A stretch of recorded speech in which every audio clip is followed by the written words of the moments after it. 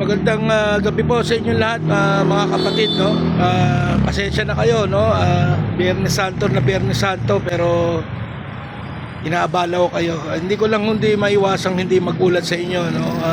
Siguro po tulad ng batid na ng ilan sa inyo, ito pong ginagawang panalubutahe, no, pag-atake at harassment ng hindot na Facebook sa inyong lingkod. Bali nagsimula po yan nung pong Marso at 30, no? Tulad ng nauna kong ulat, ang nakataya ko ay baka mawala yung aking FB account na 25 years na. So tayo ay nag-apila at nilabas naman doon na hindi naman daw tayo nagbabayole sa community standards nila, na hindi ko alam kung ano ba yung hindot na yun.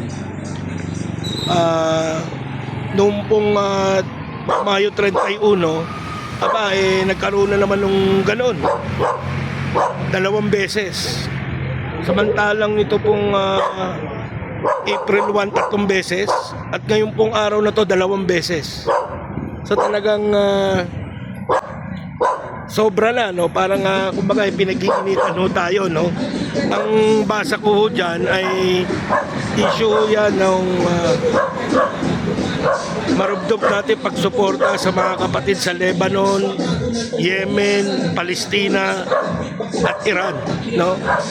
Gusto kong malaman nyo na hindi ho ako mapapatahimik, no? Patuloy po tayong lalaban para sa katarungan at sa pagkakapantay-pantay ng mga tao. Hinahanda ko na rin yung aking sarili, tulad ng una ko sinabi, kung mawala nga yung Facebook, mapipilitin akong gamitin itong si Instagram, to si TikTok, may bago yung Substack, no? At iba pa, ang punto lang, marami tayong platforms na magagamit at hindi ho tayo mapipigilan. So yun na po mga kapatid, no? Tuloy po ang ating laban. Viva Iran, long live the resistance. Mabuhay po, padayon, yabado up to the max, to the dead, may pag-asa.